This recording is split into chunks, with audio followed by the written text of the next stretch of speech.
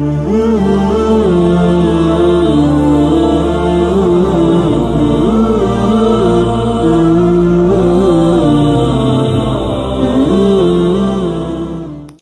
علیکم ورحمۃ اللہ وبرکاتہ۔ الحمد للہ نحمده ونستعینه ونستغفره ونؤمن به ونتوکل علیہ ونعوذ باللہ من شرور انفسنا ومن سیئات اعمالنا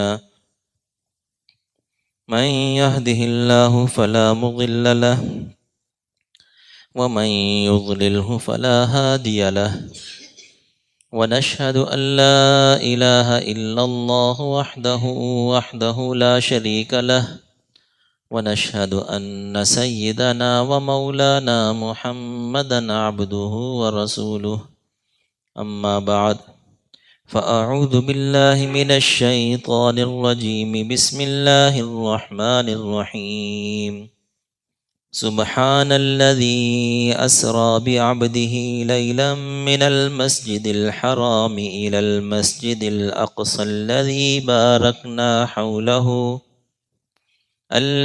باركنا حوله لنريه من آياتنا إنه هو السميع البصير صدق الله مولانا العظيم وصدق رسوله النبي الكريم ونحن على ذلك لمن الشاهدين والشاكرين والحمد لله رب العالمين۔ میرے محترم دوستوں اور بزرگوں، اللہ تعالیٰ نے انسانوں کو پیدا کرنے کے بعد جو انبیاء کرام کا سلسلہ جاری فرمایا، جس میں سب سے بڑی حکمت تو یہی ہے کہ اللہ تعالیٰ کی جو مرضیات ہیں، جو اللہ تعالیٰ چاہتے ہیں کہ بندے یہ کام کریں اور جو چاہتے ہیں یہ کام نہ کریں، اس کا ایک بہت بڑا ذریعہ انبیاء کرام ہے۔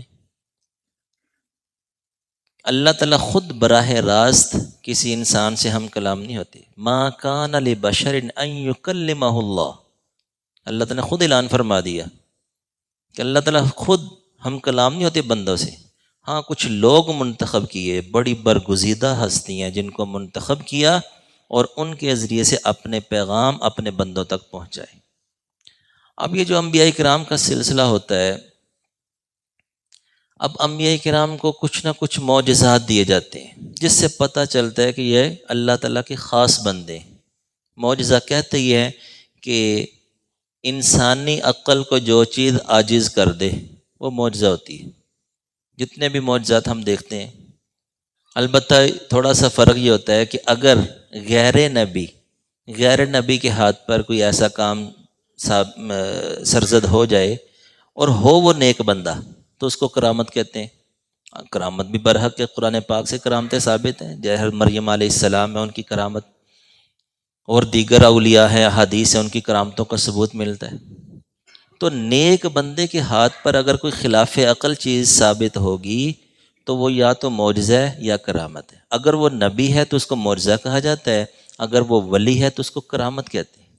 اگر یہی والا کام کہ ایسا کام ظاہر ہو جائے جو خلاف عقل ہے اور جس سے ظاہر ہو رہا ہے وہ فاسق فاجر ہے، نیک آدمی نہیں ہے، تو اس کو استدراج کہتے ہیں۔ جیسے دیکھیے کہ ابلیس ہے، شیطان ہے، تو شیطان 1 منٹ میں کتنا سفر کر رہا ہے جناب، اور کس کس کو وسوسے ڈالے، یعنی اس طرح کی طاقتیں شیطان کے پاس ہی ہیں۔ اور اسی طرح احادیث سے ثبوت ملتا ہے کہ دجال کے پاس بھی ایسی طاقتیں ہوں گی، کہ بعض ایسی طاقتیں ہوں گی کہ انسانی عقل عاجز آ جاتی ہے، عقل میں نہیں آتی۔ تو گویا کہ شیطان کے پاس، دجال کے پاس، یا اسی طرح ان کے جو پیروکار ہیں فاسق فاجر لوگ، جادوگر لوگ، اگر ان کے ہاتھ پر ایسی کوئی چیز ثابت ہو جائے تو اس کو استدراج کہتے ہیں۔ گویا کہ درجہ بدرجہ وہ جہنم کے قریب ہو رہے ہیں، اور گویا کہ جہنم میں جانے کے لیے اپنے اوپر وہ حجت ثابت کر رہے ہیں، تو اس کو استدراج کہتے ہیں۔ تو یہ جو معجزات ہیں یہ انبیاء کرام کو دیے جاتے ہیں، اور اس وقت کے لحاظ سے جس کی ضرورت ہوتی ہے وہ معجزہ دیے جاتے ہیں۔ البتہ حضور نبی کریم صلی اللہ علیہ وسلم کو ایک ایسا معجزہ دیا گیا جو کسی نبی کو عطا نہیں ہوا، اور وہ ہے سفر معراج، واقعہ معراج۔ گویا کہ انسانی تاریخ کا سب سے لمبا سفر، تاریخ انسانی میں کسی انسان نے اتنا لمبا سفر نہیں کیا جتنا سفر کہ آپ صلی اللہ علیہ وسلم کو سفر معراج پر نصیب ہوا، اور گویا کہ یہ آپ صلی اللہ علیہ وسلم کے لیے ایک اعزاز کی بات تھی۔ تو یہ جو اس طرح کے معجزات ہوتے ہیں، اب اس میں جس طرح یہ معجزہ ہے اس طرح اور بھی کئی معجزات ہیں، ان کا تعلق کیا ہوتا ہے کہ ان پر ایمان بالغیب رکھنا ہوتا ہے۔ ایمان بالغیب، ایمان بالعین نہیں، آنکھوں سے دیکھ کر۔ آنکھوں سے دیکھ کر جو ایمان ہوتا ہے یہ کافروں کا ہوتا ہے کہ آنکھ سے نظر آئے گا تو ایمان رکھیں گے، عقل میں بات آئے گی تو مان لیں گے، عقل میں بات نہیں آئے گی نہیں مانیں گے۔ جیسے فرعون ہے کہ فرعون کو موسیٰ علیہ السلام کی بات کب سمجھ آئی؟ جب حالت نزع کا وقت، جب پردے ہٹ گئے نا، فرشتے آئے تو دیکھا کہ یہ تو ساری باتیں موسیٰ علیہ السلام کہا کرتے تھے کہ ایک اور عالم بھی ہے، اس طرح فرشتے بھی ہیں، ایک اور جہان بھی ہے، جہنم بھی ہے، جنت بھی ہے۔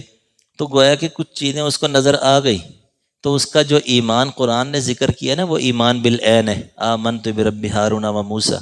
تو ایمان بالعین معتبر نہیں، ایمان بالغیب۔ یہ معجزات جو ہوتے ہیں ان پر بھی ایمان بالغیب رکھا جاتا ہے۔ اب یہ عقل میں تو آنے والی چیزیں نہیں ہیں، لیکن ایمان رکھنا ضروری ہے۔ اب دیکھیے کہ یہ جو سفر معراج ہے، چند باتیں کرنا مقصود ہے اس میں، جو اس کے کچھ خاص لوازمات ہیں، سارا واقعہ سننا مقصود بھی نہیں ہے، اور بیسیوں مرتبہ سینکڑوں مرتبہ آپ سنتے رہتے ہیں۔ ایک تو یہ دیکھیے کہ جس طرح کہ بعض حضرات جو سوشل میڈیا سے بہت زیادہ اٹیچ ہیں، اور پھر وہ مسائل ہمیں بھی فارورڈ کرتے رہتے ہیں کہ جو مسئلہ اس طرح کا معاملہ ہوتا ہے نا، تو جو لبرل قسم کا طبقہ ہے وہ بھی میدان میں آ جاتا ہے۔ جیسے قربانی آئے گی تو وہ طرح طرح کے ہمدردیاں ان کی، اب سارا سال ان کو یاد نہیں ہے کہ غریب بچیوں کی شادیاں بھی ہیں، غریب بچیوں کا آپریٹ ہو سکتا ہے، یہ کچھ یاد نہیں ہے سارا سال۔ جب قربانی کا موقع آئے گا نا، پھر آپ تحریریں دیکھیں اور آپ پوسٹیں دیکھیں، اس طرح کی کتنی آئیں گی میدان کے اندر کہ اتنا کروڑوں روپیہ اربوں روپیہ قربانی پر جناب ہو رہا ہے۔ حج آئے گا تو جناب نفلی حج کری جا رہے ہیں، لاکھوں کروڑوں اربوں روپیہ مسلمان کر رہے ہیں، اڑا رہے ہیں، اس سے کتنے غریب بچیوں کی شادیاں ہو سکتی ہیں، اور پتہ نہیں کیا سے کیا ہو سکتا ہے۔ جب کوئی ایسا معاملہ آئے گا وہ بھی میدان میں آ جائیں گے۔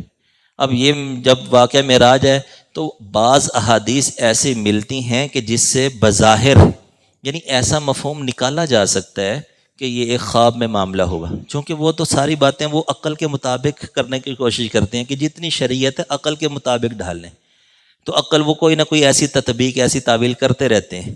جب بندہ جو ہے نا اس سے آزاد ہو جائے کہ کچھ باتیں ایسی ہیں، بلکہ بہت سی باتیں ایسی ہیں جو عقل میں نہیں آ سکتی، تو ایمان بالغیب کس لیے ہے؟ اللہ تعالیٰ تو مسلمانوں کا جو ذکر کرتے ہیں، متقین کی صفات ذکر کرتے ہیں، تو کہتے ہیں الذین یؤمنون بالغیب۔ تو ایمان بالغیب کب کام آئے گا؟ اس پر کب ہم نے ایمان رکھنا ہے؟ اسی وقت تو رکھنا ہے کہ جو بات عقل میں نہیں آ رہی تو بس اس پر ایمان بالغیب ہے۔ اب وہ جو اس طرح کی بعض احادیث ایسی ہیں صحیح احادیث، لیکن اس طرح کا مفہوم وہ نکالتے ہیں، اگرچہ نکل سکتا ہے کہ جناب یہ جو معراج ہوئی یہ آپ علیہ السلام کو خواب کی حالت میں ہوئی، نیند کی حالت میں ہوئی۔ دیکھیے اگر ایک طرف یہ مفہوم آپ نکال رہے ہیں تو دوسری طرف آپ یہ تو دیکھیں جو دیگر احادیث ہیں، قرآن پاک کی آیات ہیں، تو اس سے تو بظاہر ایسا لگ رہا ہے کہ یہ بیداری کی حالت میں ہوئی اور جسمانی طور پر ہوئی۔ اگر نیند کے اندر ایسا معاملہ ہوتا تو پھر اتنا پروپیگنڈا نہ کیا جاتا، اتنا شور و غل ہوا، کافر اتنا شور برپا کیا۔ تو نیند میں خواب تو کسی کو بھی آ سکتا ہے، آج بھی کوئی بندہ کہہ سکتا ہے کہ جناب میں رات کو سویا تھا اور میں مکہ مکرمہ پہنچا ہوا تھا، مدینہ منورہ پہنچا ہوا تھا، تو کہہ سکتا ہے، تو کوئی اس کا انکار کرے گا؟ قطعاً نہیں کرے گا، کیونکہ خواب حتیٰ کہ کافروں کو بھی آتے ہیں کہ خواب کے اندر اتنے لمبے لمبے سفر کیے جا سکتے ہیں، تو اس کا کافر بھی منکر نہیں ہے خوابوں کا۔ تو گویا کہ صرف خواب نہیں، اگر ایسی کوئی احادیث سامنے آ جائیں تو سب سے بہترین حل تو یہ ہوتا ہے کہ اس کے لیے تطبیق کی جاتی ہے۔ یہ فقہا کا ایک اصول ہے کہ اگر کوئی بعض ایسی احادیث آ جائیں جو قرآن پاک سے یا دیگر صحیح احادیث سے ٹکرا رہی ہوں تو سب سے پہلا کام وہ کیا کرتے ہیں؟ تطبیق قائم کرتے ہیں۔ تطبیق کہتے ہیں کہ ان کا ایسا معنی بیان کر دیا جاتا ہے کہ وہ باقی حدیث کے مطابق ہو جاتی ہیں۔ جیسے مثلاً حضرت عائشہ رضی اللہ تعالیٰ سے ایک روایت ہے، یا حضرت امیر معاویہ رضی اللہ تعالیٰ سے روایت ہے، جس سے یہ مفہوم نکل سکتا ہے کہ مثلاً جو ہے نا یہ معاملہ جو بھی ہوا یہ بالرؤیا تھا۔ الرؤیا، رؤیا کا لفظ ہے۔ اب رؤیا کا لفظ ایسا ہے کہ جو اس کا مشہور معنی تو خواب ہی ہے، مشہور معنی اس کا خواب ہی ہے، لیکن رؤیا کا ایک معنی ہوتا ہے رؤیت بالعین، آنکھوں سے دیکھنا۔ تو گویا کہ اب فقہا کیا کرتے ہیں کہ ایسی احادیث کا ایسا محمل تلاش کرتے ہیں، وہ کہتے ہیں کہ اس کا معنی اور نام یہاں پر خواب نہیں ہے، مشہور معنی مراد نہیں لیں گے، بلکہ رؤیت بالعین مراد لیں گے کہ آنکھوں سے دیکھا آپ صلی اللہ علیہ وسلم نے، بیداری کی حالت میں دیکھا اور جسمانی طور پر معراج ہوئی۔ تو گویا کہ اگر کوئی ایسی احادیث سامنے آ جائیں تو اس کا سب سے پہلا کام ہوتا ہے کہ تطبیق کی جاتی ہے۔ اگر ایسا ممکن نہ ہو تو پھر فقہا کیا کرتے ہیں کہ دیگر جب صحیح احادیث کا انبار لگا ہوا ہے اور بعض احادیث ایسی ہیں کہ اس کی صحیح تطبیق اور تعویل بھی نہیں ہو سکتی، تو پھر وہ کہتے ہیں کہ ان کی بجائے ان کو مان لیا جائے۔ تو گویا کہ جو آپ صلی اللہ علیہ وسلم کی معراج کا معاملہ ہے، اس پر ہمارا ایمان بالغیب ہے کہ یہ آپ علیہ السلام کو بیداری کی حالت میں ہوئی اور جسمانی طور پر ہوئی۔ اب یہ جو سفر معراج ہے، اب چونکہ قرآن پاک کے اندر بھی اس کا ذکر ملتا ہے، اور یہ اصول اور یہ اسلوب ہے قرآن پاک کا کہ قرآن پاک میں جس شریعت کی جس بات کو جگہ ملتی ہے نا، وہ ایسی چیز ہوتی ہے کہ قیامت تک کے لیے اس کے اندر فوائد مستنبط کیے جاتے ہیں۔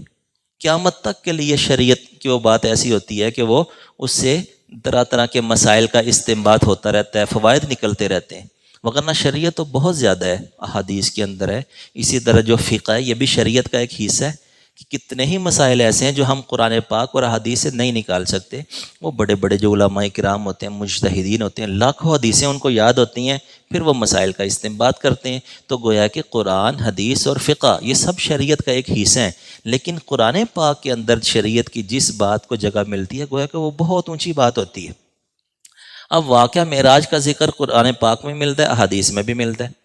اب دیکھیے کہ اس سے کئی چیزیں ایسی ثابت ہوتی ہیں کہ جو آج کی دنیا نے سچ ثابت کر دی، اگرچہ اس دور کے اندر 1400 سال پیچھے چلے جائیں، بلکہ 200-400 سال بھی پیچھے چلے جائیں، تو وہ چیزیں ایسی تھیں کہ جو عقل سے بالا تھیں، عقل کے خلاف تھیں، لیکن آج کی دنیا نے کسی درجے میں اس کو ثابت کر دیا۔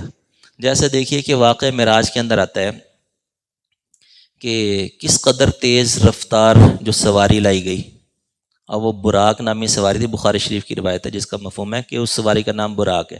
اب اس کی رفتار اس قدر تیز تھی کہ جہاں نگاہ پڑتی تھی وہاں اس کا قدم پڑتا تھا، اتنی تیز سواری۔ تو دیکھیے کہ اب اتنی تیز رفتار کوئی چیز اب دنیا کے اندر جو ہے نا، اب بجلی کی رفتار دیکھ لیں، روشنی کی رفتار دیکھ لیں، اب تو یعنی کہ ناپا جا رہا ہے کہ ایک سیکنڈ میں کس قدر جو ہے نا اس کی رفتار تیز رفتار ہے۔ تو گویا کہ کوئی ممکنات میں ہے، ناممکن نہیں ہے۔ تو اسی طرح کیا ہے کہ دیکھیے کہ آپ علیہ السلام کو جب سفر معراج شروع کیا تو اس سے پہلے حدیث کے اندر آتا ہے کہ حتیم کے اندر لایا گیا اور آپ علیہ السلام کا سینہ مبارک چاک کیا گیا۔ تو اس سے پتہ چل رہا ہے کہ انسان کا جسم اس کو چیر پھاڑ سکتے ہیں، چیر سکتے ہیں، اس کو سی سکتے ہیں۔ تو اس سے اور یہ آج ثابت بھی کر دیا کہ جناب جسم کو چیرا جا رہا ہے اور سیا جا رہا ہے۔ یہ 1400 سال پہلے کی باتیں ہیں، ہماری اتنی ریسرچ نہیں ہے جتنی کہ یہ کافروں کی ریسرچ ہے، کہ وہ آج جتنی کی میڈیکل ہے نا، وہ ساری کی ساری دیکھیں گے تو اس میں 90%، 99% وہ قرآن و حدیث ہی استنباط کیا ہوا ہے۔ وہ ہماری شریعت کو ہم سے زیادہ جانتے ہیں۔ تو اب دیکھیے کہ وہ ایک چیرا اور پھر سی دیا، تو اس سے آج کی دنیا میں ثابت ہو رہا ہے۔ اسی طرح کہ حدیث میں آتا ہے جس کا مفہوم ہے کہ دل کو نکالا اور آب زمزم سے دھو دیا اور پھر اپنی جگہ پر رکھ دیا۔ تو گویا کہ دل کے ساتھ بھی چھیڑ چھاڑ کی جا سکتی ہے، اور آج دیکھیے کتنی چھیڑ چھاڑ ہو رہی۔ تو اسی طرح کے جو مسجد اقصی تک تو سواری پر گئے، اور اس سے اوپر جو ہے نا معراج ہوئی، عروج بلندی کو کہتے ہیں۔ تو گویا کہ اس سے ثابت ہوا کہ ہوائی سفر انسان کے لیے ممکن ہے۔ اتنا تو ثابت ہو گیا نا کہ ممکن ہے۔ اب دیکھیے کہ وہ جناب 1200 سال 1300 سال بعد وہ ثابت بھی کر دیا کہ انسان جو ہے نا ہوائی سفر کر رہا ہے۔ اور اسی طرح سواری کے ساتھ ممکن ہے، سواری بھی ہو سکتی ہے تو سواری کے ساتھ کیا جا رہا ہے۔ یعنی یہ ساری وہ باتیں جو اب ثابت ہو رہی ہیں، تو گویا کہ ایمان بالغیب ایسی چیز ہے کہ ایک وقت تک تو انسان سے وہ ایمان بالغیب ہی رہتی ہے، لیکن ایک وقت ایسا آتا ہے کہ وہ عقل کے مطابق آ جاتی ہے۔ تو گویا کہ جو بہت سی چیزیں ایسی بھی ہیں جو ہماری عقل میں اب نہیں آئیں یا ثابت نہیں ہوئیں، وہ بھی نہایت وہ بھی عقل کے مطابق ہی ہیں۔ جب یہ چیزیں ثابت ہوگی تو وہ بھی عقل کے مطابق ہیں۔ تو گویا کہ واقعہ معراج کے اندر یہ کوئی ایسی چیز نہیں کہا جا سکتا کہ جو عقل کے خلاف ہے۔ پہلے کہا جا سکتا، اب نہیں کہا جا سکتا۔ اب دیکھیے کہ اس سفر کے دوران جو سزائیں دکھائی گئیں، اب پورا واقعہ تو بیان نہیں کیا جا سکتا، نہ ہی مقصود ہے۔ اب جو سزائیں دکھائی گئیں وہ بھی انتہائی اہم ہیں۔ اب وہ مقصود کیا ہے؟ ان چیزوں کا مقصود کیا ہے کہ بار بار آخر ایک بات یہ بھی ذہن میں رکھیں کہ جو واقعہ معراج ہے نا، اس کا تعلق کچھ 27 رجب کے ساتھ ہی نہیں ہے۔ یہ تو ایک تاریخ ہے نا جو مشہور ہوگی 27 رجب، وگرنہ جو نا اور بھی اقوال موجود ہیں کہ شعبان کا ہے، اس طرح اور مہینوں کا بھی آتا ہے۔ البتہ ایک شہرت پا گیا ایک قول کے 27 رجب ہے۔ تو یہ کوئی یعنی کہ اتنا تو ثابت ہے کہ یہ سال میں ایک مرتبہ یہ معاملہ ہوا تھا۔ تو اب یہ بار بار جو اس کا ذکر ملتا ہے نا، اس کا مقصود کیا ہوتا ہے کہ وہ جو سزائیں ہیں وہ لوگوں کے سامنے رکھی جائے، جو اس کے اندر احکامات نازل ہوئے وہ لوگوں کے سامنے رکھے جائیں، کہ یہ اہم ہے کہ اس میں سزائیں بتائی جا رہی ہیں کہ جناب جو سود کھا رہا ہے، اب سود دیکھیے اس وقت بھی لوگ کھاتے تھے اور آج تک کھاتے چلے آ رہے ہیں، اور اللہ تعالیٰ معاف فرمائے، پتہ نہیں کب تک یہ معاملہ چل رہا ہے، اور مسلمان ہی ہے نا جو سود کھا رہے ہیں۔ تو اس کی سزا بتلانے کے اندر کیا تھی حکمت؟ جیسے میں نے کہا واقعہ معراج کا تعلق صرف یہ نہیں کہ ایک مرتبہ ہو گیا ختم، بلکہ وہ آج تک باقی ہے، قیامت تک باقی رہے گا۔ وہ جو اس کے اندر احکامات ہیں وہ انتہائی اہم ہے۔ وہ تو ایک اعزاز تھا آپ صلی اللہ علیہ وسلم کے لیے، تو وہ ان کو عطا کر دیا گیا، لیکن دکھایا گیا باقاعدہ کہ دیکھو کہ اس سفر کے اندر باقاعدہ دنیا کے اندر دکھا دیا گیا کہ جناب اگر کوئی سود کھا رہا ہے تو سود خور کو جو آپ علیہ السلام نے سزا دکھائی گئی ہے آپ علیہ السلام کو کہ سود خور ہے، اس کا پیٹ بہت بڑا ہے، بہت بڑا اس کا پیٹ ہے، اور پیٹ کس کی طرح؟ شیشے کی طرح، شیشے کی طرح پیٹ ہے، اور اس کے پیٹ کے اندر سانپ بھرے ہوئے ہیں۔ اور آپ علیہ السلام نے دیکھا کتنا بڑا پیٹ، پوچھا یہ کون ہے؟ تو جبرائیل نے عرض کیا کہ یا رسول اللہ یہ آپ کی امت کے سود خور ہیں، جو سود کھائیں گے ان کو اس طرح سزا دی جائے گی، لیاذ باللہ۔ اسی طرح ایک سزا دکھائی گئی کہ کچھ لوگ ہیں اور ان کے لمبے لمبے ناخن ہیں، تانبے کے ناخن ہیں، تو وہ جو ہے نا ان ناخنوں کے ساتھ کیا ہے کہ اپنے چہروں کا گوشت وہ چھیل رہے ہیں۔ تو آپ نے پوچھا کہ یہ کون ہے؟ تو انہوں نے عرض کیا کہ یا رسول اللہ یہ وہ لوگ ہیں جو غیبت کرتے ہیں۔ غیبت کرنا بھی بڑا سخت کبیرہ گناہ ہے، لیکن غیبت کے اندر یہ ذہن میں رکھے کہ ایک وقت تک تو یہ حقوق اللہ ہے، اور ایک وقت میں یہ حقوق العباد بن جاتی ہے۔ اگر غیبت کی اور اس بندے تک وہ بات نہیں پہنچی تو یہ حقوق اللہ میں داخل ہے کہ بندہ توبہ استغفار کر لے، توبہ کر لے کہ یا اللہ میں نے جو غیبت کی میں توبہ کرتا ہوں، معافی چاہتا ہوں، تو توبہ سے تو سارے گناہ معاف ہو جاتے ہیں۔ اگر وہ غیبت بندے تک پہنچ گئی کہ پتہ چلا کہ میری پشت کے پیچھے ایسی بات کی انہوں نے، جب بندے تک پہنچ گئی پھر یہ حقوق العباد میں داخل ہو جاتی ہے، پھر اس سے معافی مانگنا واجب ہے۔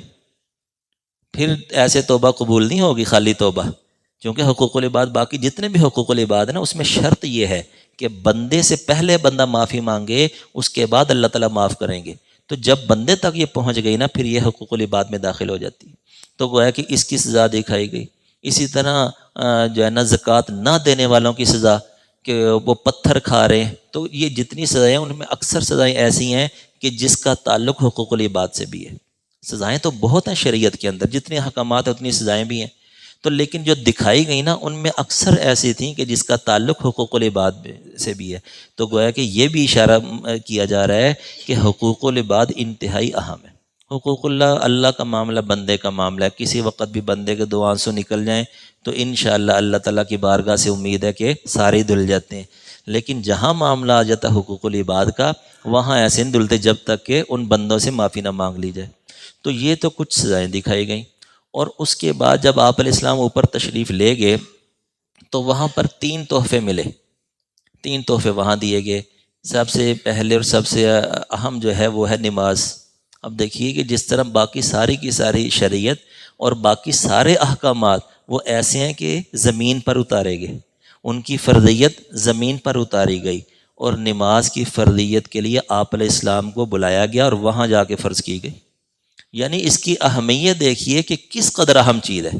اتنا عجیب واقعہ، اتنا اہم واقعہ، اتنا اہم سفر، اور اس میں کیا فرض کیا جا رہا ہے؟ نماز کو۔ گویا کہ علماء فرماتے ہیں کہ یہ جو حدیث ہے نا، حدیث الصلاۃ معراج المومن، یہ اس قدر مطابقت رکھتی ہے کہ دیکھو معراج کے موقع پر فرض کی گئی نا، تو گویا کہ بندوں کی معراج کیا؟ نماز میں۔ اب معراج کہتے ہیں عروج اور بلندی کو، اب بندوں کی معراج کس طرح نماز؟ وہ اس طرح ہے کہ سب سے جتنی بھی عبادات بندہ ادا کرتا ہے نا، سب سے زیادہ دنیاوی اعتبار سے سب سے زیادہ بندہ اپنے آپ کو ذلیل اللہ کے سامنے کرتا ہے سجدے کی حالت میں۔ جب اور سجدے کے پیچھے اور کیا رہ گیا کہ جب بندے نے ماتھا ہی اپنا ٹیک لیا اور تو کچھ نہیں نہ کر سکتا، تو گویا کہ جب ماتھا اللہ کے سامنے جھکا لیا تو سب سے زیادہ بندہ اپنے آپ کو ذلیل کرتا ہے اس عبادت کے اندر، اللہ تعالیٰ اتنا ہی اس کو بلند کر دیتی ہے۔ اس کو کہتے ہیں عروج، الصلاۃ معراج المومن۔ تو گویا کہ وہاں پر بلا کر نماز فرض کی گئی اہمیت بتلانے کے لیے۔ دیکھیے ہماری کس قدر سستی ہے، انتہائی اہم عبادت اور اس قدر ہی ہماری سستی، علیاذ باللہ۔ جیسے حدیث میں آتا ہے نا، اس کا مفہوم ہے کہ جس کی نماز ٹھیک نکل آئی نا، اس کے باقی کام بھی ٹھیک نکل آئیں گے۔ تو اس لیے اس کی اہمیت کو ذہن میں رکھنا چاہیے، اتنی اہم عبادت ہے یہ۔ اسی طرح دوسری چیز سورہ بقرہ کا آخری آیت ہے آمن الرسول بما انزل الیہ من ربی والمؤمنون، یہ بھی وہاں پر نازل کی گئی۔ اور تیسرا ایک اعلان کیا گیا، ایک قانون کا اعلان کیا گیا معراج کے موقع پر، کہ اللہ تعالیٰ نے فرمایا، جس کا مفہوم یہ ہے کہ شرک کے علاوہ باقی سب گناہ معاف ہو سکتے ہیں۔ شرک کے علاوہ باقی سب گناہ معاف ہو سکتے ہیں۔ یعنی ایک تو یہ ہے کہ اللہ تعالیٰ سزا کے بغیر معاف کر دیں، اور دوسرا یہ ہے کہ ایک وقت ایسا آئے گا کہ جہنم سے نکال دیا جائے گا۔ لیکن علیاذ باللہ اگر کسی نے شرک کر لیا تو اس کی معافی نہیں ہے، مخلد فی النار، ہمیشہ ہمیشہ کے لیے جہنم میں۔ تو یہ جو معراج کا واقعہ تھا، اس سے ہمیں یہ سبق ملتا ہے کہ جو سزائیں دکھائی گئی اس سے ہم بچیں، اور جو عبادات اس وقت فرض کی گئیں اس کی ہم فکر کریں۔ تو اللہ تعالیٰ سے دعا ہے کہ اللہ تعالیٰ دین کا صحیح فہم نصیب فرمائے اور ہمیں پکا سچا نمازی بنائے۔ وآخر دعوانا الحمدللہ رب العالمین۔